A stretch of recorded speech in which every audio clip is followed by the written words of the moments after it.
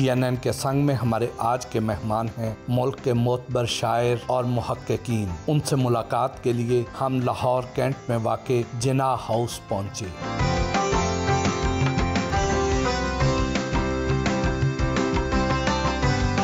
मेहमानों ने शरपसंदों की जानिब से जलाए गए जिन्ना हाउस पर फूल रखे।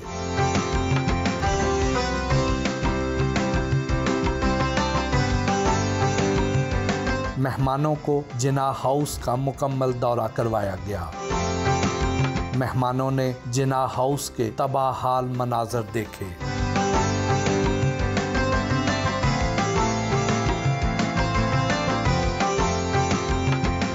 नाज़रीन, इस वक्त हम बाबा कौम कायद आज़म मोहम्मद अली जिन्ना के घर में मौजूद हैं और ये खोजने आए हैं कि बाबा कौम ने इस पाकिस्तान के बारे में ख्वाब क्या देखे थे और उसकी ताबीर क्या निकली है। हमारे साथ आज पाकिस्तान के नामवर दानिश्वर, शायर और मुहक्किक और अदीब मौजूद हैं। इनसे हम बारी बारी गुफ्तगू भी करेंगे, आपसे उनका तारुफ भी करवाएंगे और इसी बात को ही खोजने की कोशिश करेंगे। सबसे पहले मैं गुफ्तगू का आगाज़ करता हूँ फ़रत अब्बास शाह साहब से, जो कि किसी तारुफ के मोहताज नहीं है। शाह साहब, ये बताएं कि बाबा कौम ने पाकिस्तान का ख्वाब देखा क्या था? बड़े दुखे हुए दिल से मैं ये आज बात करना चाहता हूँ कि अल्लामा इकबाल का ख्वाब और कायद आज़म का विज़न जो था उन्होंने करके दिखा दिया, और जब हमारे सपुर्द किया, हमारे हाथ आया, तो हम उनकी तवक्कुआत पर, हम उनके दिए हुए रास्ते पर पूरी तरह चल नहीं सके, पूरे नहीं उतर सके। इसके लिए हम सबको, जितने भी हैं पाकिस्तान के, जितने भी एरियाज़ हैं, लोग हैं, सेक्ट्स हैं, सबको ये एतराफ़ करना पड़ेगा कि हम पाकिस्तान की उस तरह हिफाजत नहीं कर सके, उस तरह नज़रिया साजी यहाँ पे जो होनी चाहिए थी, जहन साजी, उसमें हम मार खा गए बाकायदा। ये वजह यही बनी है कि आज हमें इतना ये दिन देखना पड़ा है कि वो कायद आज़म जिसने वतन दिया हमें, जिसने मुल्क दिया, जिसने हमारी पूरी दुनिया में इज़्ज़त बनाई और सर उठाकर जीने के लिए खित्ता अर्ज़ दिया, उसका घर जला दिया हमने। एक नज़्म में प्लीज़ ये मुल्क कायम व दायम रहेगा हशर तलक, अगरचे आफतें घेरे हुए हैं हर लम्हा, अगरचे जारी व सारी हैं वार दुश्मन के, कभी लड़ाया गया भाई को है भाई से, लकीरें डाली गईं दिल की बस्तियों के बीच, दिलो नज़र में खलीजें बढ़ाई जाती रहीं, जो भाला सीने में 9 मई को उतारा गया, खिलाफ मेरी सोच को उभारा गया, मगर ये मुश्किलें तारीख़ में नई तो नहीं, कोई भी कौम हो तामीर के लिए अक्सर हज़ारों साल कई करबलाएँ मांगती है, बिलकती रोती सिसकती हुई ज़मीन वतन भंवर से लड़ती भी है और दुआएं मांगती है, नहीं है अब भी दिलों में खलूस की किल्लत, इसी फिशार से उठेगा जज्बे मिल्लत, इसी अंधेरे से लेगा जन्म नया सूरज इंशाअल्लाह, इसी ज़मीन पे सुख के इशारे उतरेंगे, इसी स्याही से झांकेगी चांदनी एक दिन, इसी वतन में खुशी के सितारे उतरेंगे, ये दास्तान मुकम्मल नहीं है सब्र तलक, उड़ेगा आंसू मेरी चश्मे तर से अब्र तलक, मेरे जनाह तेरी मेहनतों की बरकत से ये मुल्क कायम व दायम रहेगा हशर तलक इंशाअल्लाह। बहुत शुक्रिया। शाह साहब शायर भी हैं, दानिश्वर भी हैं। आपने जो सवाल पूछा बड़ा अच्छा जवाब दिया इन्होंने। कायद आज़म के विज़न की बात करते हैं तो कायद आज़म का विज़न तो एक बड़ा टॉलरेंट पाकिस्तान था। मैं बच्चों से कहता हूँ कि कायद आज़म की कोई तकरीर उठा के देख लीजिए, 1947 14 अगस्त तक उन्होंने पाकिस्तान हासिल करने की बात की। किसी तकरीर में ये नहीं कहा कि ये आएगा तो मैं इसका गवर्नर जनरल बनूंगा। ये लोगों की मोहब्बत थी जो उन्होंने बनाया। उसके बाद से तो हमारी सियासत हर चीज़ कुर्सी के पीछे लग गई है। और जैसे बात की अल्लामा इकबाल का कमाल ये था कि वो लीडर शनास थे। उन्होंने कहाँ से मोहम्मद अली जिन्ना को बुला के तो कायद आज़म बनवा दिया। कायद आज़म का मैं अपनी ज़ाती ज़िंदगी का वाक़या सुनाऊँ कि मेरी जनरेशन जनाब वालिदैन से पाकिस्तान बनने के वाक़यात और कायद आज़म की बातें सुन के बड़ी हुई थी। मैं तीसरी जमात में पढ़ता था जब पहली दफ़ा पेशावर के एयरबेस पे जाने का इत्तफ़ाक़ हुआ। तीसरी जमात का बच्चा, और वहाँ पे अब जो इस वक्त कराची में फैसल म्यूज़ियम में कायद आज़म का ज़ेर इस्तेमाल जहाज़ वहाँ खड़ा हुआ है, ये पेशावर पे खड़ा होता था। आप यकीन कीजिए कि जब हमें हमारे खालू थे, वो एयरफोर्स में थे, उन्होंने बताया कि ये कायद आज़म यहाँ बैठते थे। मुझे अभी ये शायद मैंने ये जुमला नहीं पढ़ा था रोंगटे खड़े होना, लेकिन मैंने ये महसूस पहले किया समझने से पहले कि रोंगटे कैसे खड़े होते हैं ये कायद आज़म का नाम सुन के, कि यहाँ पे कायद आज़म बैठते। और मुझे आज तक 55 बरस हो गए, मुझे याद है कि यहाँ पे कायद आज़म बैठते थे, यहाँ पे फातिमा जना बैठती थी। आई थिंक ये सारी बात तो हो गई। शायद हमसे जो कोताही हुई कि हमने नई जनरेशन को ये सब बातें उनमें ट्रांसफ़र करने की बजाय हमने उनको सोशल मीडिया के ऊपर छोड़ दिया। और आज का सोशल मीडिया 99.9% फेक है।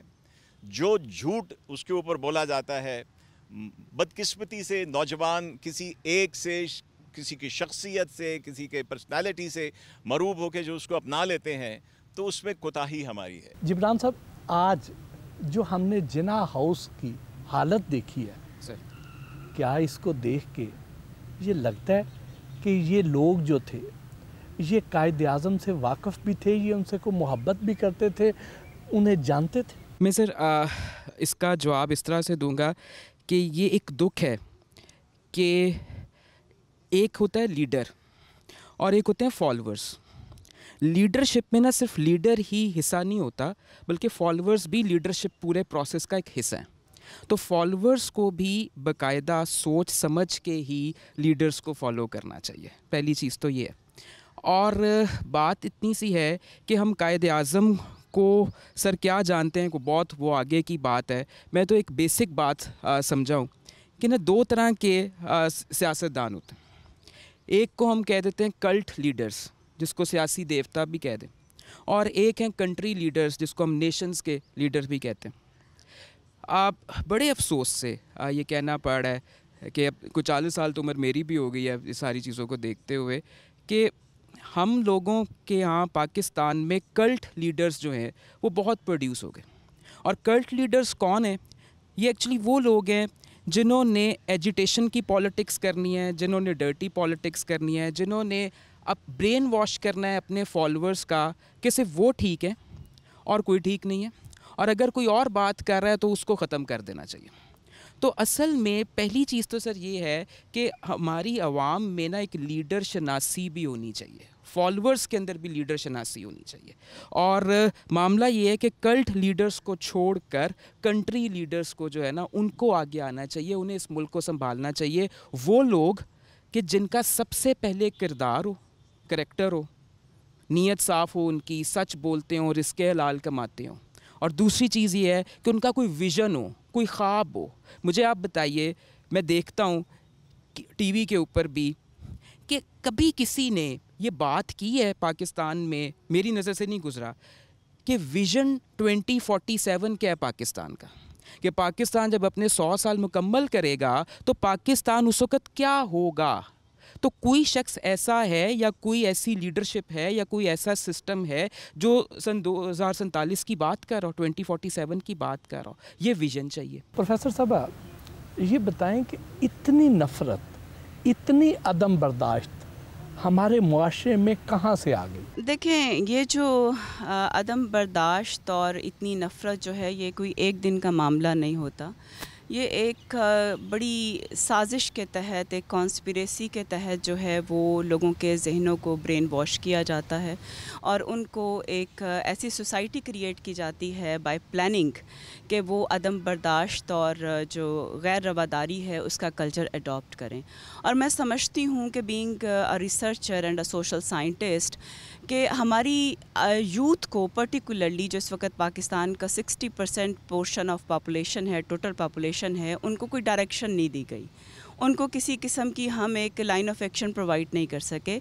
हमारी बहुत ज़्यादा ज़िम्मेदारी बनती थी कि तमाम इदारों की कि हम अपनी यूथ को कंस्ट्रक्टिव एक्टिविटीज़ के अंदर एंगेज करें, क्योंकि अगर वो कहते हैं ना फारिग दिमाग जो होता है वो शैतान का दिमाग होता है, या उसमें हम एक्स्ट्रा इन्फॉर्मेशन जो है वो दे रहे होते हैं, तो उनको यूथ को बहुत एंगेज करने की ज़रूरत है। उसमें एकेडमिक इंस्टीट्यूशंस अपना एक रोल प्ले कर सकते हैं। जो नौजवान हैं उनका एक कच्चा जहन होता है, इमेच्योर थिंकिंग होती है, इमोशनल होते हैं, फुल ऑफ स्ट्रेंथ होते हैं, एनर्जेटिक होते हैं, बहुत ज़्यादा एनर्जी होती है।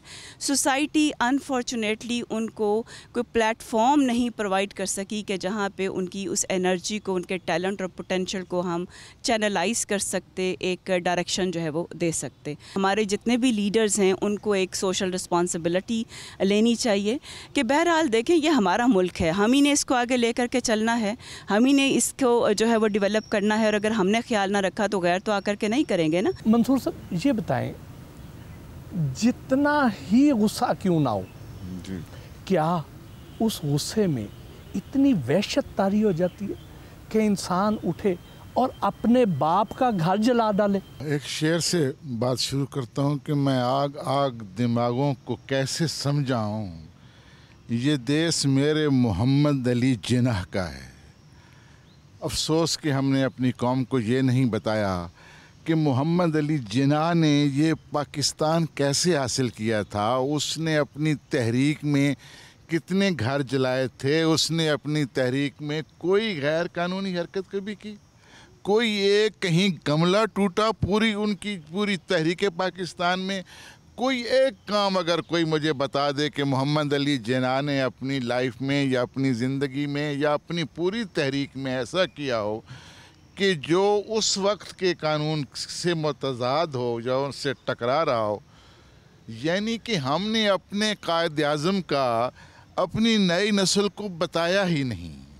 और फिर इस वक्त कि जब हमें ये एहसास भी हो चुका है कि मोहम्मद अली जिन्ना जो है उसका घर ज़ियारत में जले या लाहौर में जले, हमें अपने ख़ास तौर पर अपनी कौम को, अपने नौजवानों को ये बताना है कि कोई तहरीक, कोई तब्दीली लाने के लिए कानून के दायरे के अंदर रहना पड़ता है।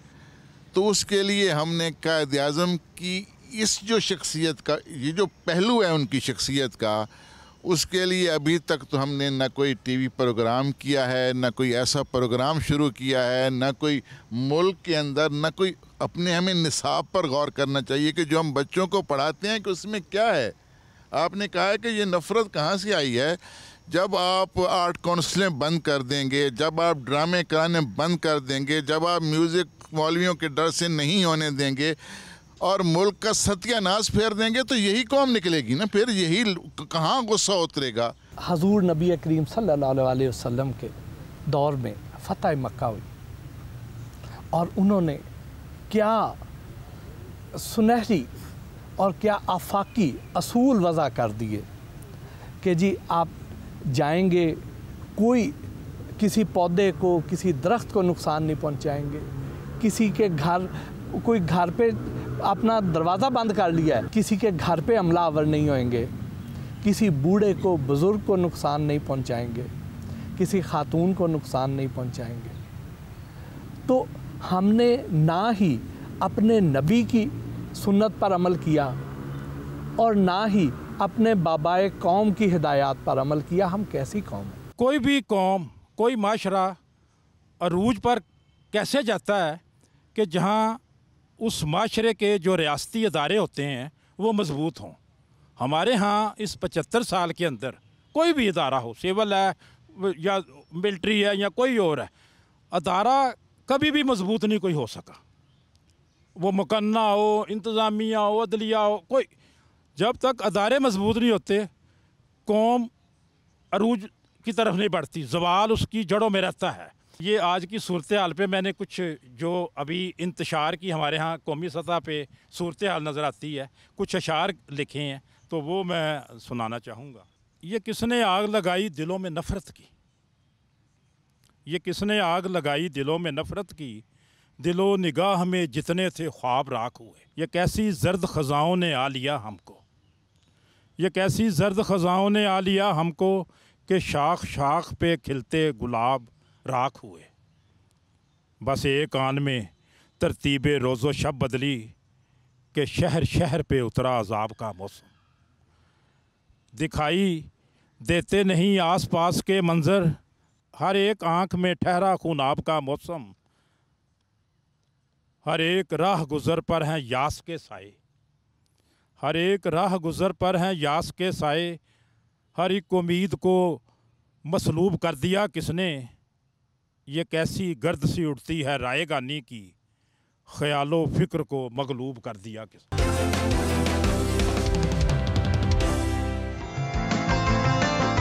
मुअज़्ज़ज़ मेहमानाने गिरामी से जिना और इकबाल के पाकिस्तान के मौजू पर गुफ्तगू हुई।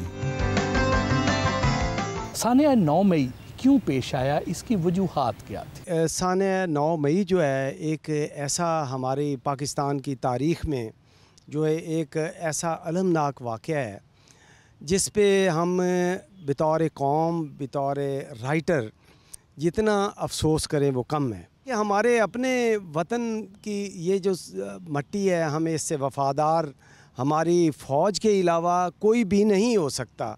उसकी वजह ये है कि हमने अहद किया हुआ है हमारा कि हमने इस मुल्क, हमने इस वतन और इस सरज़मीन की जो है हिफाजत की कसम खाई हुई है और हमारी अफ़वाज पाकिस्तान से बड़ी कसम किसी ने भी नहीं खाई, ना कोई सियासतदान, ना कोई ब्यूरोक्रेट, ना कोई किसी भी जो है बाकी इदारे का कोई अहलकार इस तरह वफ़ादार हो सकता है, क्योंकि इनकी मट्टी में, इनकी बुनियाद में अफ़वाज पाकिस्तान की वतन से मोहब्बत, वफ़ादारी और जानिसारी मौजूद है और हम फ़ख्र करते हैं अपनी अफ़वाज पे और इस सानिया 9 मई की शदीद मज़म्मत करते हैं। और इस तरह का कोई वाक़या ऐसे ही हमला है जैसे हम शायर अदीब हैं, हम अहले कलम हैं, हमारी अपनी रूह पे, हमारे अपने लहू पे और हमारी इस जान के ऊपर हमला है और इसकी हम पुरज़ोर जो है मज़म्मत करते हैं। मैंने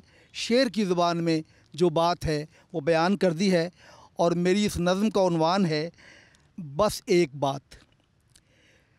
फ़िक्र इक़बालो जहद कायद से हमने पाया है प्यारा पाकिस्तान, एक ये मस्कन नहीं फ़कत इसका, घर है कायद का सारा पाकिस्तान। घर में कायद के आज आए हैं, एक अज़्मे सईद लाए हैं, देख कायद नहीं हैं हम तन्हा, साथ अपने शहीद आए हैं। फ़िक्र रासिक का धारा पाकिस्तान, फ़िक्र इक़बालो जहद कायद से हमने पाया है प्यारा पाकिस्तान। जान प्यारी है जान से प्यारा वतन, अपना सब कुछ है ये हमारा वतन, अपनी आँखों का तारा पाकिस्तान। फ़िक्र इक़बालो जहद कायद से हमने पाया है प्यारा पाकिस्तान। अपनी सियासत है बस फलाह वतन, हम करेंगे सदा सलाह वतन, अज़्म रखता है सारा पाकिस्तान। फ़िक्र इक़बालो जहद कायद से हमने पाया है प्यारा पाकिस्तान। नज़्म जो ख़ास तौर पे इस हवाले से है कि हमारे कायद आज़म की रूह मैं समझता हूँ बहुत दुखी होगी इन वाक़यात से, तो ये नज़्म उसी हवाले से कि हमारे कायद आज़म जिन्होंने वतन के ज़र्रे ज़र्रे को संवारा, वो ऐसे बाग़बान थे इस चमन के जिन्होंने हर कली को मुद्दतों तक एक ताज़ा फूल बनने तक लहू से अपने सेंचा था। ये आज़ादी का सूरज कैद था, हम सब ग़ुलामी में अटे थे, आपने इस पाक धरती को अंधेरों से निकाला था, ज़मीं के कोने कोने को मोहब्बत से उजाला था, हमें अपने तशक्कुस से नवाजा था, पड़े थे हल्काए ज़ंजीर में हम, आपने बाहर निकाला था, मगर हम लोग उस हस्ती से धोखा कर रहे हैं, मगर हम लोग उस हस्ती से धोखा कर रहे हैं जिसने हम सबको नई आज़ादियाँ बख्शीं, अजब सरशारियाँ बख्शीं। हमें मालूम है इस दहर के अंदर शराबों के पुजारी हैं, यहाँ सब और वतन के मंजरों को मस्क करते जा रहे हैं। यहाँ कुछ लोग ख़ुद ही लाला और गुल पर स्याही मल रहे हैं, यहाँ कुछ लोग ख़ुद ही लाला और गुल पर स्याही मल रहे हैं। हमारे कायद आज़म की आँखें आंसुओं से भर चुकी हैं, मगर हम लोग बेहिस हो चुके हैं। कहाँ एहसास दिल में है मोहब्बत का जो रवां था सबके सीनों में। हमारे कायद आज़म जिन्होंने खारज़ारों में कदम रख कर वहाँ भी फूल उगाए थे, दुखी हैं हमारे कायद आज़म, हमारे कायद आज़म। जी, मेरा नाम यूसुफ़ अली यूसुफ़ है और मैं बिज़नेस डेवलपमेंट और इंपोर्ट एक्सपोर्ट के शोबे से वाबस्ता हूँ और 30 साल के बाद पाकिस्तान वापस आया हूँ सऊदी अरब से, और बतौर शायर के मैं आज यहाँ शिरकत कर रहा हूँ। तो आपका जो सवाल था कि ये 9 मई का वाक़या जो है वो क्यों हुआ, इसकी बुनियादी वजह यह है कि हमने माजी में इस तरह के सानेहात से सबक नहीं सीखा। तो ये इस पे हमें हंगामी बुनियादों पे काम करने की ज़रूरत है और हमें अपने इनफरादी तौर से लेकर हम सबको पूरे इज्तिमाई तौर पे इस पे जो है वो सोचना और इस पे काम करना चाहिए। मैं एक नज़म, ज़ाहिर है शायर का तो यही होता है कि उसके पास एक नज़म होती है, तो चलिए मैं कायद आज़म को खराज तहसीन पेश करने के लिए ये चंद सतरें लिखी हैं कि सलाम है कायद आज़म, सलाम है अज़्म पाइंदा, तेरी फ़हम व फ़िरासत और दानिश ने हमें बख्शा, शऊर व आगही और वलवला आज़ाद होने का। तदब्बुर था तेरा जिसने किया इस कौम को यकजा, तेरी जहदे मुसलसल ने हमें मंजिल पे पहुँचाया। ये हम पर फ़र्ज़ है अब हमने इससे आगे जाना है कि जैसे तूने चाहा था वतन वैसे बनाना है। अभी जुल्मत के माथे पर कोई हरफ़े जली तहरीर करना है, तेरे देखे हुए हर ख्वाब को शर्मिंदा ए ताबीर करना है। अभी जज्बों को कुंदन हौसला शमशीर करना है, अभी सरकश हवा के दोष पर एक आशियाँ तामीर करना है। ए मेरे कायद आज़म तेरी इस पाक धरती को तेरी तस्वीर करना है, ए मेरे कायद आज़म तेरी इस पाक धरती को तेरी तस्वीर करना है। बहुत बहुत शुक्रिया। बहुत शुक्रिया जनाब कि ये जो जैसा आपने सवाल किया पूछा कि सन है 9 मई के हवाले से आपका क्या ख्याल है। हम सब अहले कलम हैं और फ़नकार लोग हैं, और फ़नकार लोग आपको पता है बहुत हसास जहन और दिमाग और दिल के मालिक होते हैं। तो इसके लिए तो कोई दो राय हो नहीं सकती कि ये जो कायद आज़म का घर जला दिया गया है इसके बारे में कोई दूसरी राय कायम करें। यकीनन हम सब इसकी पुरज़ोर मज़म्मत करते हैं। मैं समझता हूँ कि जितने सानेहात हो चुके उनमें ये ताज़ा तरीन 9 मई का भी है। तो कायद को हम, अगर कायद इस वक्त हमारे दरमियान मौजूद हों, अगर वो कब्र से निकल कर आ जाएँ तो आप सच सिद्क़ दिल से बताइए हम उनको मुँह दिखाने के काबिल हैं? कतई नहीं है। हम उनको क्या कहेंगे कि हमने जो आपने ये जो घर छोड़ा था हमने उसको जला दिया, ईंट से ईंट बजा दी, हमने इसकी दीवारों का क्या असर कर दिया। यही नहीं, उनका जो बड़ा घर है, जो वतन अज़ीज़ पाकिस्तान है, जो वो हमें सौंप के गए थे अमानत के तौर पे कि लो इसको सींचो, इसको बनाओ संवारो, उसका हमने क्या हाल कर दिया। तो भाई जब तक अब ये बातों से काम नहीं चलेगा, अब ये अफसोस से काम नहीं चलेगा। और कायद के हवाले से मैं एक ही जुमला आप सब की नुमाइंदगी करते हुए कहूँगा कि ए कायद हम शर्मिंदा हैं, ए कायद हम शर्मिंदा हैं, ए कायद हम शर्मिंदा हैं। तो आपका सवाल था कि ये ऐसा 9 मई का सानहा किस तरह और क्यों रोनुमा हुआ, तो उसके हमें असबाब जानने की बड़ी अशद ज़रूरत है इस वक्त, क्योंकि पहले भी पाकिस्तान की तारीख़ में बड़े बड़े सानहात हो चुके हैं, लेकिन उस पर यही कमेटियाँ और दूसरी चीज़ें बन जाती हैं। उसके बाद चंद दिन की धूल गर्द उठती है और उसके बाद सब कुछ वैसे रूटीन में चलने लग जाता है।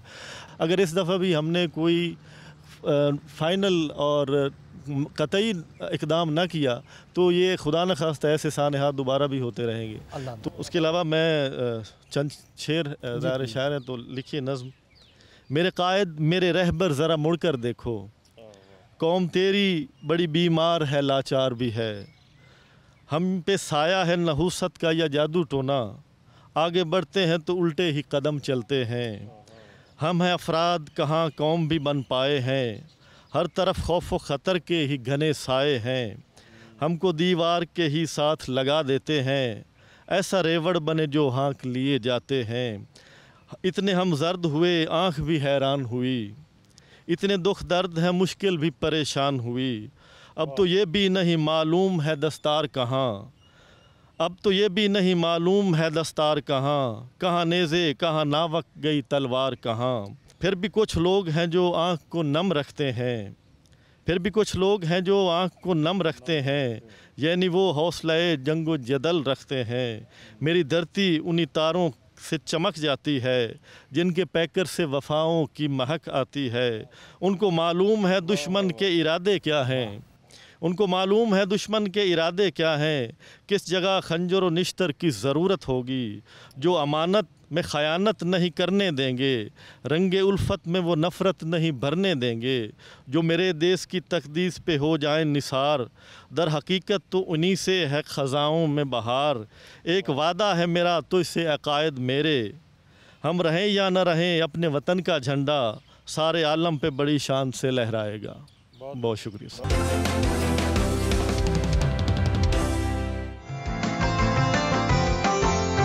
जिन्ना हाउस पर होने वाले हमले के खिलाफ इदारों से इजहार यकजहती के लिए मुख्तलिफ शोबा हाय जिंदगी से ताल्लुक़ रखने वाले अफराद की आमद का सिलसिला जारी रहा।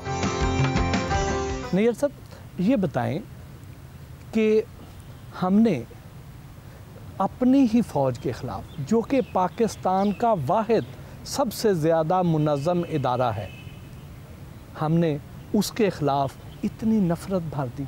क्या हम इस पाकिस्तान को लीबिया, शाम या इराक़ बनाना चाहते हैं? मैं नहीं समझता पाकिस्तान का कोई भी मुहिब्बुल वतन शख्स इस सूरत हाल को पसंद करता है कि एक मुल्क के अवाम में और उस मुल्क की मुसल्लह अफवाज में दूरियां पैदा करने की कोशिश की जाए, जबकि हम ये अच्छी तरह जानते हैं कि जंग की सूरत में कोई फ़ौज नहीं है जो जंग करती है, बल्कि पूरी कौम मिलकर जंग करती है।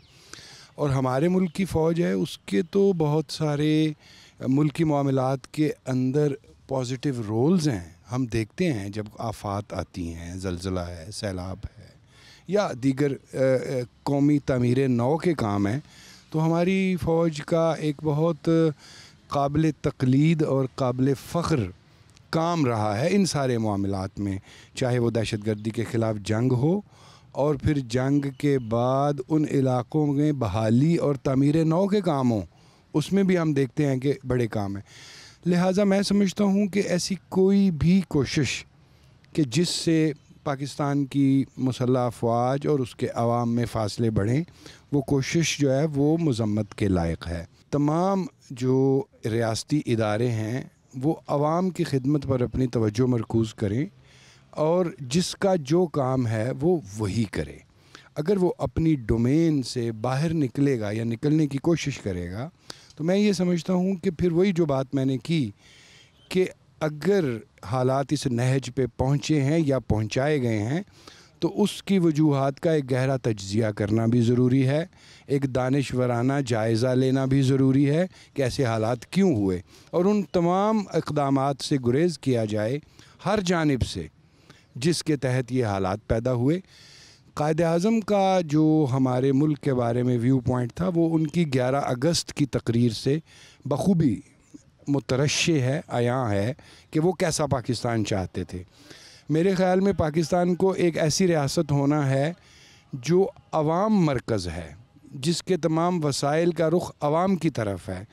हम देख रहे हैं कि हमारे यहाँ वसाइल का रुख एक बाला तबके की तरफ है। कायद-ए-आज़म का ख्वाब ऐसा मुल्क नहीं था। तो मैं आखिर में अपनी एक मिली नज़्म के दो तीन शेर पढ़ूँगा कि फ़लक के दामन पे चाँद तारा सजाए रखना, हवा पे सब्ज़ा जमाए रखना, हवा पे सब्ज़ा जमाए रखना, और कड़ी मसाफत के बाद हमको शजर मिला है, लुटाए कितने ही घर तभी एक घर मिला है, हज़ार कूचे उजाड़ कर एक नगर मिला है, कटा के कितने ही सर्व कामत समर मिला है, ये घर अदू से बचाए रखना, हवा पे सब्ज़ा जमाए रखना, फ़लक के दामन पे चाँद तारा सजाए रखना।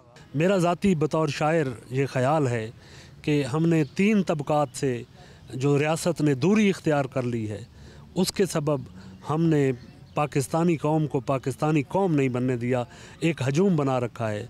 और वो 3 तबक़ात हैं शायर, दानिश्वर और उस्ताद। हमने इनसे बहुत दूरी इख्तियार कर ली है। शायर, आज के दौर के शायर से आप किसी से भी बात कर लीजिए, उसका यकीन माने कि रियासत कोई ख्याल नहीं रख रही, रियासत का कोई इसमें सोच तक नहीं है कि इस मुल्क का जो शायर है वो शऊर का हामिल होता है। शायर वो शऊर के चिराग जलाता है, लेकिन उसकी तरफ किसी की तवज्जो नहीं है, उन चिरागों की तरफ किसी की तवज्जो नहीं है, दरअसल शऊर की तरफ किसी की तवज्जो नहीं है। तो मैं समझता हूँ कि शायर की तरफ, दानिश्वर की तरफ, दानिश्वर हर नसार जो नस्ल लिखने वाला है हमारा दानिश्वर है, अगर आप इनकी तरफ तवज्जो नहीं देंगे तो एक ऐसी भीड़ सामने आएगी कि हर शख्स शायर बना फिरेगा, हर शख्स दानिश्वर बना फिरेगा और हर शख्स उस्ताद बना फिरेगा। कि हमने इस हजूम को कौम बनाना है। अगर कौम बनाना है, ऐसे वाक़यात आगे ना हों, तो हमें इन तीनों तबकों पर ख़ुसूसी तवज्जो देना होगी और उनको ये जैसे हमारा कायद-ए-आज़म का विज़न था कि वो जैसा पाकिस्तान देखना चाहते हैं, वो उस पाकिस्तान को सिर्फ़ इन तीन तबकों के आप विज़न को इसके सपोर्ट करके आप वो चिराग जला सकते हैं शऊर के, कि वो सारी कौम इस एक मकाम पर इकट्ठी हो जो कायद-ए-आज़म का पाकिस्तान हो। तो मैं समझता हूँ कि इस तरफ ज़रूर गौर किया जाए। हामिद साहब, ये बताएं कि आज क्या हमारा दुश्मन खुश नहीं होगा कि जो काम हमने करना था वो इन पाकिस्तानियों ने खुद कर दिया? जी बिल्कुल, आपने दुरुस्त फरमाया। एक नज़्म इस हवाले से मैं पेश करना चाहता हूँ। ऐ मुल्क खुदादाद तुझे याद तो होगा, ऐ मुल्क खुदादाद तुझे याद तो होगा, तुझ ख्वाब की ताबीर में एक नस्ल का खून है, और खून भी वो जिसका कोई खून बहा तक मिल पाया हमें और न मिलने की तवक्को। हम वादा फरदा पे रखे दर्द के पैकर, दैयत में हमें चाहिए खुशहाली इंसान। एक नगमा पे रंग चमन बाद बहारा, पुर अमन फ़िज़ा कौसे गुज़ार रिज़्क़ फरामा, और चाहिए आइंदा की नस्लों का तहफ़्फ़ुज़।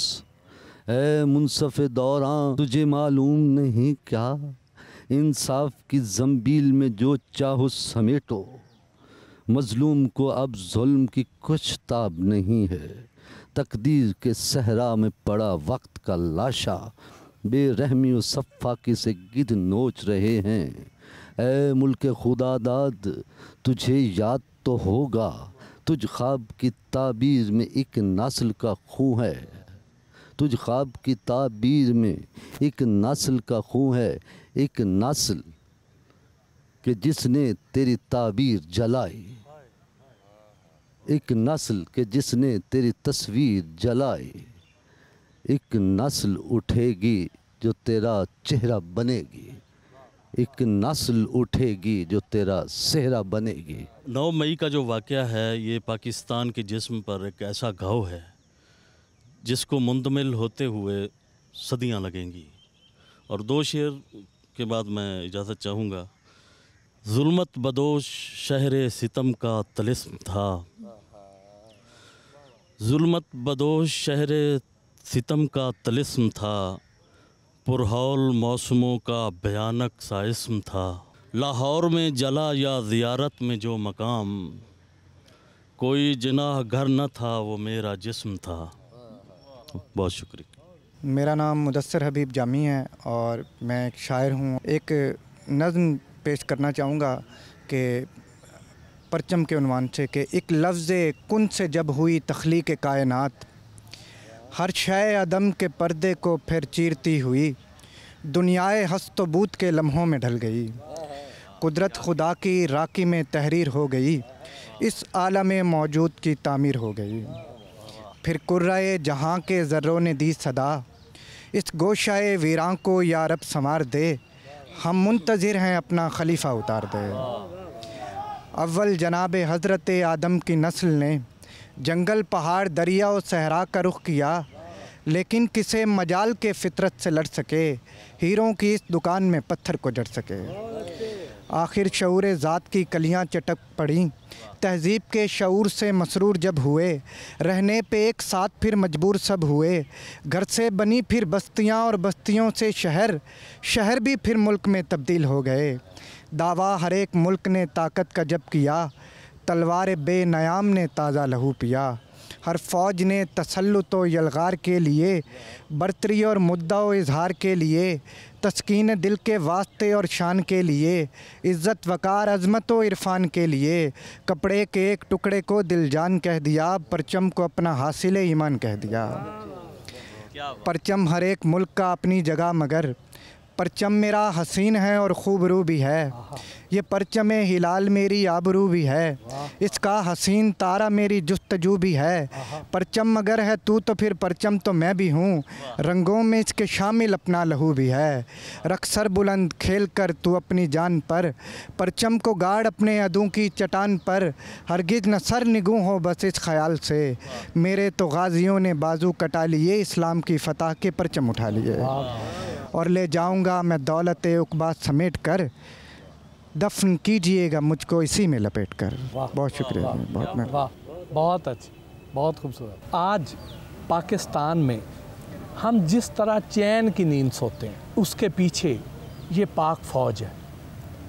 इस पाक फ़ौज की मजबूती किसको खटकती है? देखिए, यकीनी तौर पे जो भी कोई अहम तरीन इदारा है उसकी मजबूती दुश्मन को खटक सकती है, क्योंकि जब भी कोई इदारा मजबूत होता है, मुल्क का कोई भी इदारा मजबूत होता है, तो उसका ज़ाहिरी बात है मुल्क की तरक्की और खुशहाली के साथ डायरेक्ट ताल्लुक़ होता है।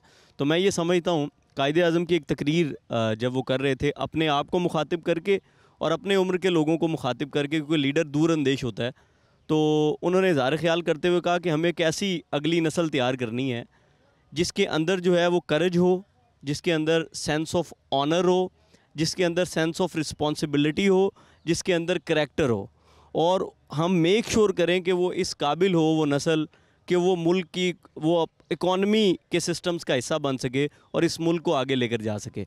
तो मैं ये समझता हूँ कि जिस यूथ के पास बेसिकली इकॉनमी को लेके, मुल्क की बेहतरी को लेके कोई टूल होना चाहिए था, उसके हाथ में डंडे और उसके मुंह पे, उसकी ज़ुबान में जो गाली है। तो मुझे ये लगता है कि अगर कायद-ए-आज़म अलैहिर्रहमा ने अपनी उम्र के लोगों से मुखातिब होकर ये कहा था कि हमें ये करना है, तो मुझे लगता है कि उस नस्ल का बड़ा कसूर है इसमें, जिसने नौजवानों को इस नहज पे ला के कहीं खड़ा कर दिया है कि उनके पास कोई डायरेक्शन नहीं है, उनके पास कोई समत नहीं है, उनके पास कोई बेहतर रास्ता नहीं है, मुल्क छोड़ के भागते हैं, दरिया समंदर में डूब जाते हैं, कहीं किसी साने का शिकार होकर मर जाते हैं। तो मुझे ये लगता है कि हमें बतौर नेशन मिलजुल कर बैठ कर सोचने की ज़रूरत है, और ये सोचने की जिनको ज़रूरत है उसमें सिर्फ़ सियासतदान नहीं है, उसमें पाकिस्तान के तमाम इदारों के सरबराहान हैं, उनको बैठ के सोचने की ज़रूरत है कि लोग जिस फ़ौज को सलूट सलाम पेश करते हैं, वहाँ नौबत इस सूरत हाल पे कहाँ तक और कैसे क्यों पहुँच गई। आप सबकी आमद का बहुत बहुत शुक्रिया। हमारे एक दोस्त हैं अहमद नवाज़ साहब, उन्होंने ताबीर पाकिस्तान के हवाले से चंद अशार कहे हैं, तो वो बयान करते हुए इस आज के इस प्रोग्राम का इख्तिताम करते हैं। आओ मिलकर पाकिस्तान को पाकिस्तान बनाएं, आओ मिलकर पाकिस्तान को पाकिस्तान बनाएं, आइन और कानून की बालादस्ती को अपनाएं, कायम रहने की खातिर ये देश बना था, इसको कायद और इकबाल के ख्वाबों की ताबीर बनाएं, एक दूजे की बात सुने, एक दूजे को समझाएं, नफ़रत की दीवार उठाने वालों को हम ढाएं, अमन, मोहब्बत और रवादारी के दीप जलाएं, सारी दुनिया को अपना रोशन चेहरा दिखलाएं। सब्ज हिलाली परचम का रंग है सब रंगों पर हावी, एक है कौम और एक है मंजिल, आगे बढ़ते जाएं। बहुत बहुत शुक्रिया। जिना हाउस पर शम्मे रोशन की मेहमानों और मेज़बान मोहसिन भट्टी ने यक ज़बान होकर पाकिस्तान जिंदाबाद के नारे बुलंद किए। पाकिस्तान जिंदाबाद।